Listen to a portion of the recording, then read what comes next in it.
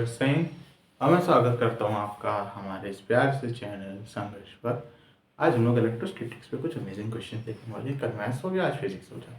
ठीक, तो सवाल ये है कि भैया आपके पास एक इलेक्ट्रिक फील्ड है एक्स के along, sorry positive x axis के अलोंग है, जो भी आपकी एक्स एक्सिस, जो भी आपकी वाई एक्सिस। ये एल लेंथ का आपको एक वो दे रखा है, लूप दे रखा है, ठीक है। और आपने इसको यहाँ पे रख दिया है। इसमें जो एल लेंथ का ये वो है, सॉरी लूप नहीं है, स्क्वायर वायर है। इसको लिख देता हूँ, स्क्वायर वायर है, यानी कि अंदर कुछ नहीं है। जो है वायर ये इस पे ही है, अंदर कुछ नहीं है। ये स्क्वायर वायर है। इस पे जो चार्ज डेंसिटी है एक वायर पे लैम्डा और 20 माइक्रोकूलम पर मीटर दे रखी है। अच्छा, जो इलेक्ट्रिक फील्ड है वो ऐसे डिफाइंड है, A by L X plus L I के एक्स डायरेक्शन के अलॉन्ग है, ठीक। अच्छा, लेंथ की वैल्यू 10 सेंटीमीटर है और ए एक कांस्टेंट है यहाँ पे, जिसकी वैल्यू 5 × 10⁵ न्यूटन पर कूलम है। तो आपको बताना है कि इस लूप पे, वो लूप बोले स्क्वायर वायर पे कितनी फोर्स लग रही है। प्लीज ट्राई करिए इस सवाल को। ये सवाल मेंस का हाई लेवल ले लीजिए या एडवांस का थोड़ा सा लो लेवल ले लीजिए। यहाँ पे फिर से मैं बता दूं, कोई अपना टॉर्क वॉर्क वाला दिमाग ना लगाने लग जाए। मैंने टॉर्क की कोई बात नहीं कही है, ठीक है। सीधे आपको बताना है फोर्स क्या लग रही है इस वायर पे, स्क्वायर वायर पे। ट्राई कर लीजिए, मैं जाता हूँ। हो गया, चलिए। तो देखो सीधी सी बात, दिक्कत ये है, और दिक्कत क्या है कि ये वाली वायर और ऊपर वाली वायर एक्स में चेंज हो रही है, एक्स में एक्सटेंड कर रही है। इसका तो एक्स कोऑर्डिनेट इस पूरी वायर का एक होगा, इसका भी वही होगा, 0 होगा इसका। तो ये ओरिजिन है, ठीक है। तो पहले हम इन दोनों को देख लेते हैं। इन दोनों को तो बहुत आराम से देख लेंगे, ठीक है। हम अपनी बेसिक आइडियोलॉजी लगाते हैं। इस वायर को मैं यहाँ बना देता हूँ, ठीक है। ये वायर है, ओरिजिन ये रहा। अच्छा, एक्स के अलोंग इलेक्ट्रिक फील्ड बदल रही है। मुझे फोर्स का फॉर्मूला क्या होता है, बराबर क्यू ई होता है बेसिकली, ठीक है। अब यहाँ से कुछ एक्स चले जाओ।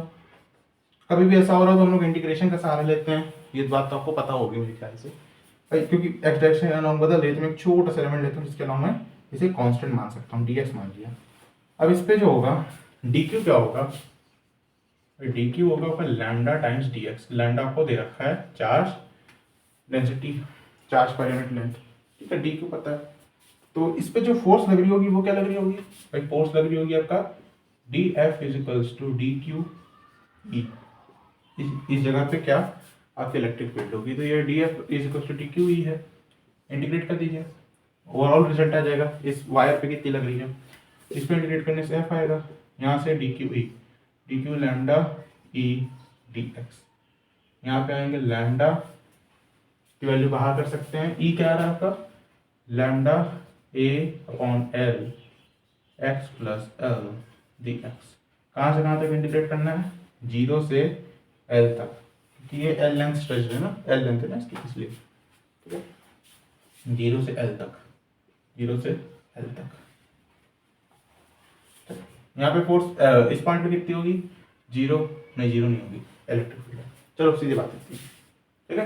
तो इसको इंटीग्रेट करना है, तो जो कांस्टेंट है उनको बाहर निकाल लेते हैं। लैम्डा a/L बाहर निकल आएगा आपका बड़े आराम से। और इंटीग्रेशन x dx हो रहा है, जिसकी वजह से आपको x²/2 मिलेगा, ठीक है। 0 से L plus lambda a/L x²/2। अच्छा, वहां से L निकलेगा तो इंटीग्रेशन dx होगा, L निकलेगा तो इंटीग्रेशन आपका dx होगा, और dx से वापस से आपको L² ही मिल जाएगा। मेरे ख्याल से इसमें कोई दिक्कत नहीं होनी चाहिए। चलिए, यहाँ पे हम लोग बात करते हैं लैम्डा a/L, यहाँ से L²/2 प्लस L², यहाँ से lambda a/L into 3L²/2। L से L कटेगा, 3 लैम्डा a/L अपॉन 2। ये आ रहा है आंसर? अभी आंसर नहीं आया, अभी ये चीज निकाल रहे हैं। 3 lambda a l upon 2 check कर लीजिए। तो मैं रब करूँ 3l² 3l² एल बटा 3 लैम्डा ए एल अपॉन 2। बहुत अच्छी है। अच्छा, इतनी फोर्स ऊपर पे लग रही होगी भाई, ऊपर नीचे कोई दिक्कत थोड़ी ना आ रही, ऊपर भी ऐसी लगा रहे हो तो टोटल फोर्स जो लगेगी इसी को 2 से मल्टीप्लाई कर दो। किस पे? इन दोनों वायर्स पे। अल्टीमेटली 2 से मल्टीप्लाई कर दो तो आपके पास 3 लैम्डा ए एल आएगा। सीधी सी बात। आगे बढ़ते हैं, इसको मैं रब कर देता हूँ।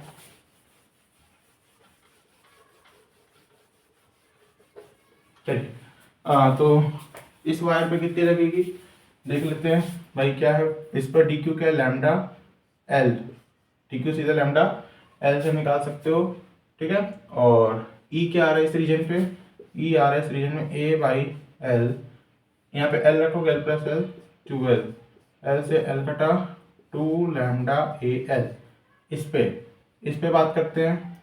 लैम्डा एल इस पे भी होगा, चार्ज डेंसिटी।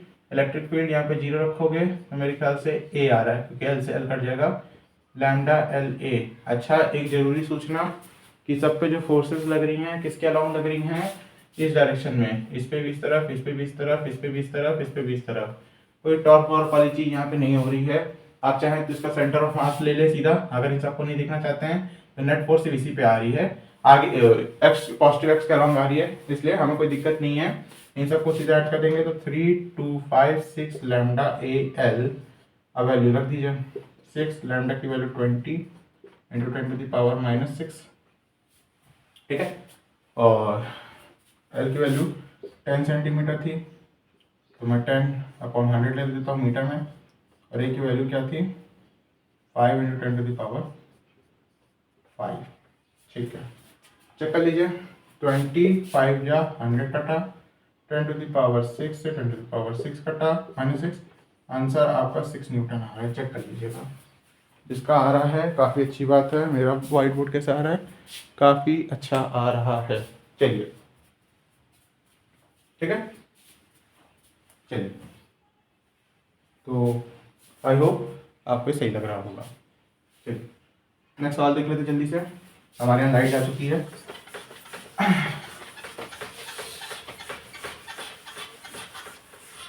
चलिए, तो एक सवाल क्या है नेक्स्ट सवाल ये है आपके लिए कि मेरे पास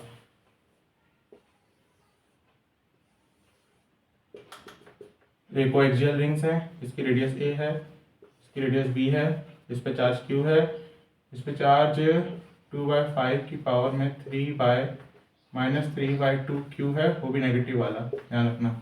2/5 की पावर में -3/2 वो भी नेगेटिव वाला। और यहाँ पे आपको यहाँ से ए डिस्टेंस चले आए हो, ए डिस्टेंस छोटा रेडियस वाला, बी बड़ा रेडियस है, ए डिस्टेंस चले आए हो। यहाँ पे आपने क्या किया? यहाँ पे एक चीज रखी, ठीक है, और वो इक्विलिब्रियम में आ रही है। मतलब चीज क्या रखी? कोई भी चार्ज रख दिया मान लो, या कोई भी Q0 चार्ज रख दिया मान लो, Q0 चार्ज रख दिया तो वो इक्विलिब्रियम में आ रहा है, ठीक है। आपको यहाँ पे B/A बताना है। यहाँ पे कोई भी चार्ज रख दिया मान लीजिए, तो सीधी सी बात यहाँ पे क्या होगा? कोई भी फोर्स लगती है, मतलब जो भी है, इसकी प्लस की वजह से बाहर की तरफ लगेगी, माइनस की वजह से अंदर की तरफ लगेगी। यानी कि मैं सीधे कह सकता हूँ दोनों की वजह से यहाँ पे जो इलेक्ट्रिक फील्ड आ रही, क्योंकि फोर्स तो यही लगेगी ना, Q0 E दोनों की तरफ, तो Q0 सेम है, E दोनों की तरफ से सेम आना चाहिए यहाँ पे ना। तो इलेक्ट्रिक फील्ड आपको पता होना चाहिए। ऐसे कोई भी रीजन में हमारे पास एक जनरलाइज रिजल्ट होता है, ये आता है, याद होना चाहिए बिल्कुल। देख लेते यार एक एक चार्ज की वजह से। KQA/A² प्लस छोटे वाले की वजह से निकाल रहे हैं, उसके लिए ए डिस्टेंस भी है, ए रेडियस भी है। तो बड़े वाले की वजह से क्या होगी? KQ, माइनस को मैं निगलेक्ट कर रहा हूँ, मैग्नीट्यूड की वजह हो रही है। अच्छा, KQ 2/5 की पावर में -3/2, डिस्टेंस क्या आ रहा है भैया? ए आ रहा है, अपॉन B² + A² की पावर में 3/2। KQA से KQA कटा, ठीक है। यहाँ मैं रख कर देता हूँ। चलिए, तो नेक्स्ट चीज ये है KQA से KQA कटा। आप क्या करिए, इसको देख लीजिए, नीचे आएगा B² + A² का मैं यहाँ ले लेता हूँ इस तरफ, नीचे आएगा 2a² पावर में 3/2 इज इक्वल्स टू, इसको मैं ऐसे कर लेता हूँ 5/2 की पावर में 3/2। ठीक है, ये बात आप क्लास 9 में पढ़ोगे, क्लास 10 में पढ़ोगे। 2 से 2 कर सकता है। अगर मैं यहाँ ध्यान से देखूँ 1 + b² की वैल्यू पावर में 3/2 इज इक्वल टू 5 की पावर में 3/2। अब ये प्रॉपर्टी आपको क्लास 9 में पढ़ते हो कि बेसिस आर इक्वल तो powers are equal, powers are equal तो बेसिस आर इक्वल। लेकिन पूरा सच्चाई नहीं है। एक एक्सेप्शन आता है कि बेस का ध्यान रखें 1 ना हो जाए जब पावर्स इक्वल नहीं होती हैं। बेसिकली इस बात का ध्यान रखना होता है। ठीक है, बेस 1 ना हो अगर पावर्स अनइक्वल आ रही हैं। तो यहाँ पे बेस 1 हो नहीं है नहीं, तो देखिए 1 + b² is equals to 5, b² is equals to 4, b/a is equals to 2।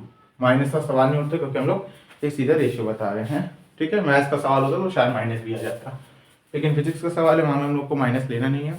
तो आई होप इन सवालों से आपको कुछ सीखा होगा। आप खेलते रहिए, हंसते रहिए, पढ़ते रहिए। ओम साईं राम।